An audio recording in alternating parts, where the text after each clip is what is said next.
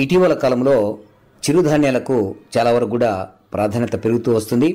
ఈ చిరుధాన్యాల సాగు యొక్క ఆవశ్యకతను గుర్తించి మరి ఐక్యరాజ్య సమితి కూడా ఈ సాగును ప్రోత్సహిస్తూ చాలా వరకు కూడా చిరుధాన్యాల సంవత్సరంగా మరి 2023 సంవత్సరాన్ని ప్రకటించడం జరిగింది. అయితే ఈ చిరుధాన్యాలు ఏ విధంగా వేసుకోవాలి, వీటి సాగుని ఏ విధంగా చేస్తే మంచి దిగుబడులు తీసుకోవచ్చు, ముఖ్యంగా పెట్టుబడి లేని వ్యవసాయాన్ని చేయాలంటే చిరుధాన్యాల సాగే శరణ్యం అంటున్నటువంటి మరి కొమరోలు మండల వ్యవసాయాధికారిని శ్రీమతి కె రాజశ్రీ గారు మన ముందున్నారు. వారి ద్వారా ఈ చిరుధాన్యాల సాగు విధానాన్ని తెలుసుకుందాం. నమస్కారం మేడం. నమస్కారం అండి. మేడం, మరి ముఖ్యంగా చిన్నగా ఉంటాయి కాబట్టి వీటిని చిరుధాన్యాలని, గడ్డి జాతి పంటలని చెప్పేసి అంటుంటారు. ఈ చిరుధాన్యాల సాగును చేపడితే మరి ఎలాంటి లాభాలు ఉన్నాయంటారు?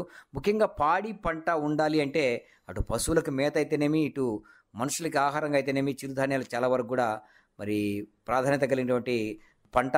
మరి ఈ పాడి పంట రెండు జోడెడ్లు లాంటి ఈ పాడి పంట అభివృద్ధి చెందాలంటే చిరుధాన్యాల సాగు చేపట్టాలని చెప్పేసి అంటుంటారు. ఈ చిరుధాన్యాలు అంటే ఏమిటి? ఈ మధ్య కాలంలో వీటికి ఎందుకు ప్రాముఖ్యత పెరుగుతూ వస్తుంది? మనం మామూలుగా తీసుకునే ఆహార పదార్థాలైనటువంటి వరి కానీ, గోధుమలు కానీ మనం ధాన్యాలు అంటూ ఉంటాము. అయితే ఇవే కాకుండా మనకి జొన్నలు, సొద్దలు, రాగులు, కొర్రలు, అండుకొర్రలు, ఊదలు, సామలు, వరిగలు ఇట్లాంటి ఎన్నో ధాన్యాలు కూడా మనకు ఉన్నాయి. అయితే వీటి పరిమాణం బట్టి వీటిని మనం చిరుధాన్యాలు అని అంటూ ఉంటాము. మరి ఒకప్పుడు వీటి సాగు విస్తీర్ణం కూడా చాలా తక్కువగానే ఉండేది. కానీ ఇటీవల వీటిలో ఉన్న పోషక విలువల ప్రాముఖ్యత కానీ గమనించడం ద్వారా వీటి సాగు విస్తీర్ణం కూడా బాగా పెరిగింది. మరి మనం చూసుకున్నట్టయితే చిరుధాన్యాల్లో మనకి ఎక్కువగా పీచు పదార్థం కానీ, ప్రోటీన్లు కానీ, విటమిన్లు, అమైనో ఆమ్లాలు, ముఖ్యంగా కూడా మనకి ఎక్కువ ఖనిజాలు వీటి నుంచి దొరకడం, అంటే కాల్షియం కానీ, iron, phosphorus, potassium, magnesium, zinc ఇలాంటి ఖనిజాలు కూడా వీటిలో మనకి లభ్యత ఉండడం వల్ల వీటి ఆరోగ్య ప్రయోజనాల రీత్యా వీటి ప్రాముఖ్యత అనేది బాగా పెరిగిందండి. మరి ఒకప్పుడు వీటిని పేదవారి ఆహారంగా అనేవారు.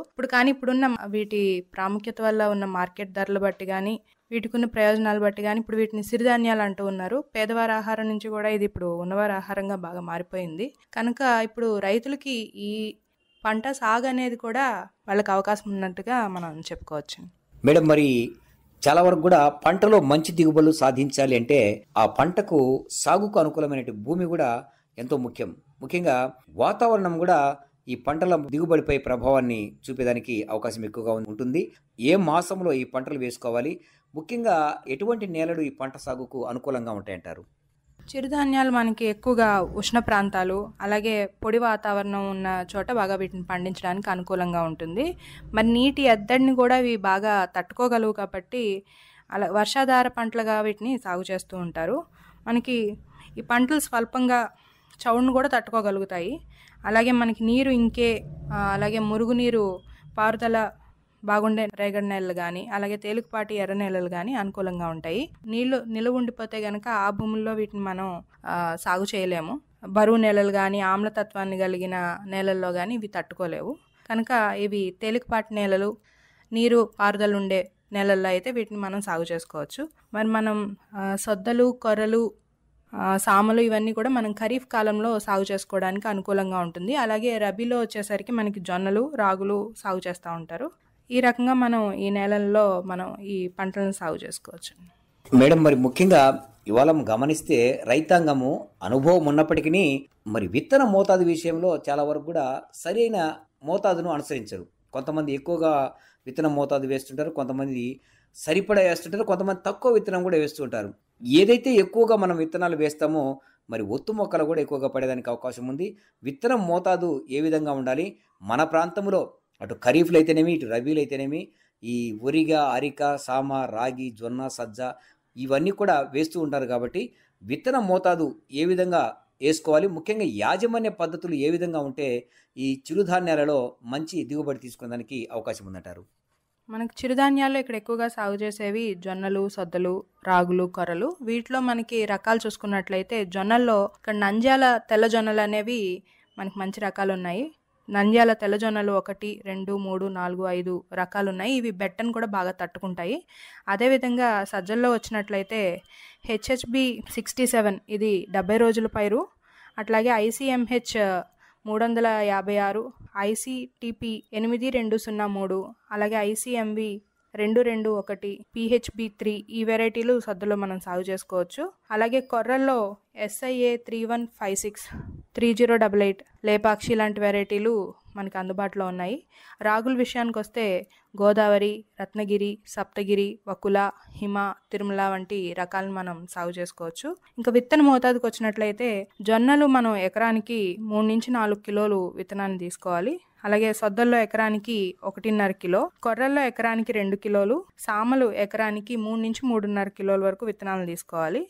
మరి రాగుల్లో అయితే గనక 2 రకాల పద్ధతుల్లో వీటిని వేస్తారు. నారు పెంచేది, డైరెక్ట్గా విత్తుకోవడం. అట్లాగే నారు పెంచే పద్ధతిలో అయితే గనక 2.5 కిలో విత్తనాన్ని తీసుకుని 5 సెంట్లలో నారు పెంచుకుని వీటిని నాటుకుంటాము. అలాగే వెదజల్లే పద్ధతిలో అయితే గనక 3 నుంచి 4 కిలోల విత్తనాన్ని మనకి అవసరం అవుతాయి.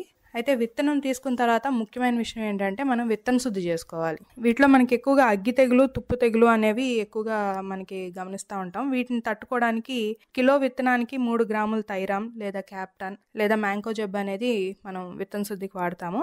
లేదంటే 2 గ్రాముల కార్బండెజిమ్తో కూడా మనం విత్తన శుద్ధి చేసుకోవచ్చు. ముఖ్యంగా సద్దల్లో ఏంటంటే విత్తన శుద్ధితో పాటు మనం విత్తే ముందు విత్తనాలని 2% ఉప్పు ద్రావణంలో మనం వీటిని ఉంచాలి. 2% ఉప్పు ద్రావణం అంటే మన లీటర్ నీటికి 20 గ్రాములు ఉప్పు కలుపుకుంటే కనుక దాన్ని 2% ఉప్పు ద్రావణం అంటాము. ఈ రకంగా చేయడం ద్వారా ఏంటంటే వీటిలో ఎర్గాట్ శిలీంధ్రాలు ఉంటాయి. ఈ ఉప్పు ద్రావణంలో ముంచినప్పుడు ఆ శిలీంధ్రాలు అనేవి పైకి తేలడం జరుగుతుంది. ఆ విధంగా వాటిని సెపరేట్ చేసుకుని మనం విత్తనాలని విత్తడానికి ఉపయోగించుకోవచ్చు. ఈ రకంగా విత్తనం శుద్ధి చేసుకున్న తర్వాత జొన్నలు, సొద్దలైతే గనక వరుసల మధ్య 45 సెంటీమీటర్ల దూరము, మొక్కకి మధ్య అయితే 12 నుంచి 15 సెంటీమీటర్ల దూరంలో వీటిని విత్తుకోవాలి. అలాగే కొర్రలు, సామల్లో అయితే వరుసల మధ్య 22.5 సెంటీమీటరు, మొక్కల మధ్య 7.5 సెంటీమీటర్ దూరంలో గొర్రెతో మనం విత్తుకోవాల్సి ఉంటుంది. మరి రాగుల్లో ముందు చెప్పినట్టుగా 5 సెంట్లు నారు పెంచి మనం 85 రోజుల నుంచి 90 రోజుల స్వల్పకాలిక రకాలైతే గనక 21 రోజుల వయసు గల మొక్కల్ని, అలాగే 105 నుంచి 125 రోజుల దీర్ఘకాలిక రకాలను అయితే గనక 30 రోజులు వయసు గల మొక్కల్ని నాటుకోవాల్సి ఉంటుంది. స్వల్పకాలిక రకాలైతే గనక వరుసల మధ్య 15 సెంటీమీటర్లు, మొక్కల మధ్య 10 సెంటీమీటర్ల దూరము, అలాగే దీర్ఘకాలిక రకాలైతే గనక వరుసల మధ్య 20 సెంటీమీటర్లు, మొక్కల మధ్య 12 సెంటీమీటర్ల దూరం పాటిస్తూ విత్తుకోవాల్సి ఉంటుంది. ఈ రకంగా విత్తనాలను ఎంపిక చేసుకున్న తర్వాత ఎరువుల సంగతికి వస్తే ఎకరానికి 2 నుంచి 4 టన్నుల వరకు మనం పశువుల ఎరువుల్ని ఆఖరి దుక్కులో వేసి కలిగి దున్నుకోవాలి. అలాగే మనకి జొన్నలు, సజ్జ పైర్లకి 24 కిలోలు నత్రజని, 16 కిలోలు భాస్వరం, 8 కిలోలు పొటాషియం వేసుకోవాల్సి ఉంటుంది. రాగులు, కొర్రలు అయితే కనుక 16 కిలోలు నత్రజని, 8 కిలోల భాస్వరం, 8 కిలోల పొటాషియం వేసుకోవాలి. ఇప్పుడు చెప్పిన మోతాదు ఏదైతే నత్రజని ఉందో దీన్ని 2 దఫాలుగా మనం వేసుకోవాల్సి ఉంటుంది. అలాగే ఈ చిరుధాన్యాల్లో కలుపు నివారణకు కూడా మనం అట్రాజిన్ 50% పొడి మందుని ఎకరానికి 800 గ్రాములు చొప్పున 250 లీటర్ల నీటిలో కలిపి విత్తిన వెంటనే కానీ లేదా 2 రోజుల లోపు తడి నేలపై పిచికారీ చేసుకోవాలి. నాటిన 25 నుంచి 30 రోజులకు వెడల్పా కలుపు మొక్కలు ఏవైతే ఉంటాయో వాటి నివారణకు 400 గ్రాములు 2,4-D సోడియం సాల్ట్ 80% పొడి మందు ఇది 200 లీటర్ల నీటికి కలుపుకుని పిచికారీ చేసుకోవాల్సి ఉంటుంది. అయితే జొన్నలో మాత్రం మనకి జొన్న మల్లె అనేది వస్తూ ఉంటుంది కలుపుగా. ఇది 35 రోజుల నుంచి 40 రోజులు పంట కాలంలో మనం దీన్ని జొన్న మల్లెని గమనిస్తూ ఉంటాము. దీని నివారణకు జొన్న మల్లె మొలకెత్తిన తర్వాత లీటర్ నీటికి 50 గ్రాములు అమోనియం సల్ఫేట్ లేదంటే 200 గ్రాములు యూరియాని కానీ కలిపి ఆ మల్లెపై పిచికారీ చేసుకోవాలి. లేదంటే 2,4-D సోడియం సాల్ట్ 2 గ్రాములు లీటర్ నీటికి కలిపి ఆ మల్లెపై పిచికారీ చేయడం వల్ల కూడా దాన్ని నివారించుకోవచ్చు. ఇక ఈ రకంగా మనం కలుపు నివారణ చేసుకున్న తర్వాత చిరుధాన్యాలను అనేవి మనం అంతర పంటలుగా కూడా సాగు చేసుకోవచ్చు. మనకి కంది కానీ, అలసందలు, మినుములు, పెసలు, బొబ్బర్లు, ప్రొద్దుతిరుగుడు, సోయాబీన్స్ ఇట్లాంటి పంటల్లో చిరుధాన్యాలను కనుక మనం అంతర పంటలుగా సాగు చేసుకున్నట్టయితే కలుపు నివారణతో పాటు అదనపు ఆదాయాన్ని కూడా మనం పొందేందుకు అవకాశం ఉంటుంది. మరి నీటి యాజమాన్యం చూసినట్టయితే మనం ముందుగా చెప్పుకున్నట్టు ఇవి నీటి ఎద్దడిని తట్టుకున్నప్పటికీ కూడా వర్షాధార పంటలైనప్పటికీ కూడా నీటి వసతి కనుక ఉంటే మనకు అంకుర దశలోను, గింజ పాలు పోసుకునే దశలోను ఒకసారి కనుక నీటి తడిని అందించినట్లయితే మరింత అదనపు ఆదాయాలు వచ్చేదానికి మనకి అవకాశం ఉంది. మేడం, మరి ఏ పంటలైనా నాణ్యమైన అధిక దిగుబడులు సాధించాలంటే సస్యరక్షణలో చాలా వరకు కూడా మెలకువలు పాటించాల్సిన అవసరం ఎంతైనా ఉంటుంది. ఈ చిరుధాన్య పంటలను ఎలాంటి చీడపీడలు ఆశించే అవకాశం ఉంది? మరి ఆశించకుండా ఉండాలి అంటే ఎట్లాంటి ముందస్తు చర్యలు చేపట్టాలి? ఒకవేళ తెగుళ్ళు కానీ పురుగులు కానీ ఆశిస్తే ఎలాంటి సస్యరక్షణ విధానాన్ని అనుసరించాలంటారు? చిరుధాన్యాల్లో మనకి చీడపీడలు కూడా కొంచెం తక్కువగానే ఉంటాయి. మనకు ముఖ్యంగా ఉండే చీడలు వచ్చేసి కాండం తొలుచు పురుగు, కత్తెర పురుగు. ఈ కాండం తొలుచు పురుగు పైరుని 30 రోజుల నుంచి ఆ తర్వాత పంట కోసేంత వరకు కూడా ఆశిస్తూ ఉంటుంది. గుండ్రని వరుస రంధ్రాలు మనకి ఆకులపైన ఏర్పడతా ఉంటాయి. మరి మొవ్వు కూడా చనిపోయి తెల్ల కంకి అనేది ఏర్పడుతుంది. కాండాన్ని కనుక మనం చీల్చి చూసినట్లయితే ఎర్రని కణజాలం అనేది మనకి కనపడుతుంది. మరి కంకి మొవ్వులో నుండి బయటికి రాదు కాబట్టి దీని నివారణకు మనకి 30 నుంచి 40 రోజుల లోపు ఎకరానికి 4 కిలోలు కార్బోఫ్యూరాన్ గుళికలను కనుక కాండపు సుడుల్లో వేసుకుంటే దీన్ని మనం నివారించుకోవచ్చు. అలాగే కత్తెర పురుగు లేదా లద్దె పురుగు ఇది ఆకులను, కాండాన్ని, కంకెను అన్నిటిని కూడా తినేస్తూ ఉంటుంది. ఇది పత్రహరితాన్ని గోకి తినడం వల్ల ఆకులపై తెల్లటి పొరలు అనేవి ఏర్పడుతూ ఉంటాయి. మరి 2వ, 3వ దశ లద్దె పురుగులు ఆకుల సుడిలో ఉండి రంధ్రాలు చేసుకుంటూ తినడం వల్ల ఇవి విచ్చుకున్న తర్వాత ఆకుల్లో రంధ్రాలు ఏర్పడుతూ మనకు కనబడతాయి. మరి లద్దె పురుగు పెరుగుతున్న కొద్దీ ఆకులు చివరి నుంచి తినుకుంటూ ఆకుల్ని కత్తిరించిన విధంగా మనకి కనిపిస్తూ ఉంటాయి. ఆకులు పూర్తిగా తినివేయడం జరుగుతుంది. కొన్ని సందర్భాలు అయితే మొవ్వు కూడా పూర్తిగా తినివేయడం వల్ల మొక్క కురచబడిపోయి కంకి ఏర్పడదు.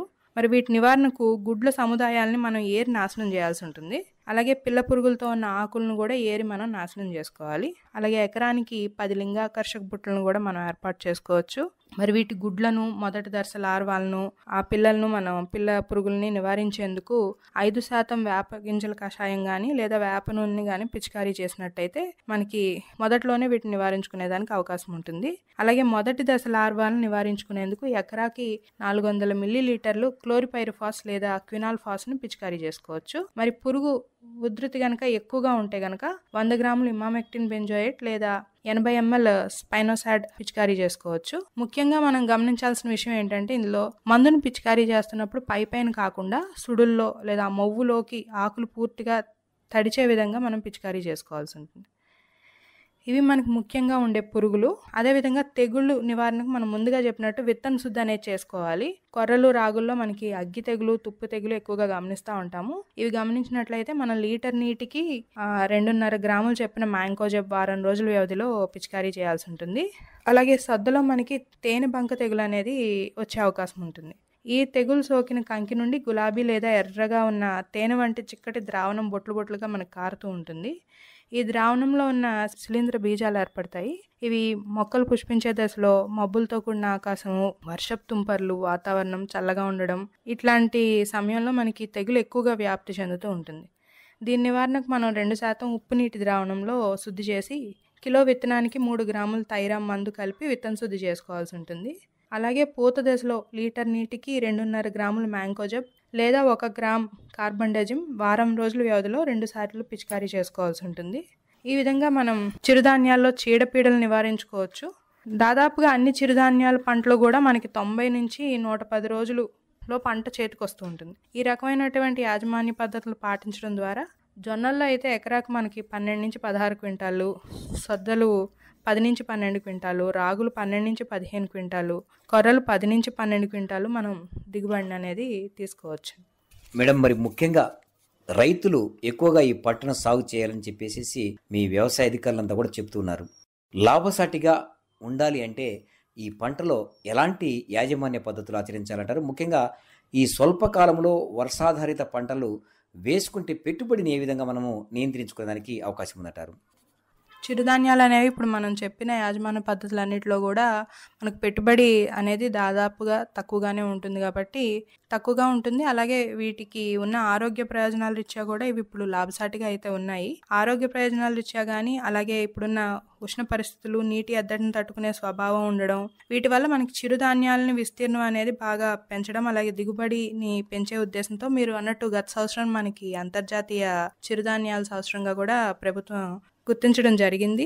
అట్లాగే మనకి NFSM అనే పథకం, జాతీయ ఆహార భద్రతా పథకం ద్వారా కూడా చిరుధాన్యాలు అనేవి ప్రోత్సహిస్తూ ఉన్నారు సాగును కూడా. మనం గతంలో గమనించినట్లయితే MSP కూడా 2014-15 ఆ కాలంలో చూసినట్లయితే జొన్నకు క్వింటాకు 1550 రూపాయలు ఉన్నట్టయితే ఇప్పుడు హైబ్రిడ్ రకాలైతే కనుక 3080 రూపాయలు క్వింటాకి మద్దతు ధర ఉంది. అలాగే మాల్దాంది వెరైటీలు అయితే 3225 రూపాయల వరకు కూడా ఉంది. సజ్జలు వచ్చేసి క్వింటాకు అప్పుడు 1250 రూపాయలు ఉంటే ఇప్పుడు 2550 రూపాయలకి అది పెంచడం జరిగింది. మరి రాగులు కూడా 1550 రూపాయల నుంచి 3846 రూపాయల వరకు కూడా పెంచడం జరిగింది. అయితే ఈ మద్దతు ధర కంటే కూడా బయట ఉన్న డిమాండ్ బట్టి కూడా మార్కెట్ రేట్ మంచిగా ఉండడం వల్ల చిరుధాన్యాలకి లాభసాటిగానే ఉండే అవకాశం ఉంది కాబట్టి రైతులు ఇవి సాగు చేయడానికి మరింతగా ముందుకు రావాలని కోరుకుంటాం. ఈ చిరుధాన్యాల సాగు అనేది ఇప్పుడేదో కొత్తగా వచ్చింది కాదు, పూర్వం నుంచి ఉన్నదే. అయితే అప్పుడు పాడి పంట రెండు చూసుకున్నట్టయితే మనకి చిరుధాన్యాలు అనేవి చాలా ఆవశ్యకత ఉన్నది. ఈ రెండు ఉన్నప్పుడు మనకి వ్యవసాయం మరింత లాభసాటి కానీ అందరూ ఆరోగ్యంగాని ఉంటారని తెలియజేస్తుంది. సాంప్రదాయ పంటలైనటువంటి చిరుధాన్యాల సాగు చేపడితే ఎలాంటి లాభాలు ఉన్నాయి, ముఖ్యంగా సాగులో ఎలాంటి మెలకువలు పాటిస్తే మంచి దిగుబడులు తీసుకోవచ్చు, ప్రభుత్వం మద్దతు ధరలు ముందుగా ప్రకటించి రైతులకు ఎటువంటి చేయూతనిస్తుంది, ఇత్యాది అంశాల గురించి చక్కటి విషయాలు రైతులకు తెలియజేశారు. నమస్కారం మేడం. నమస్కారం అండి, ధన్యవాదాలు.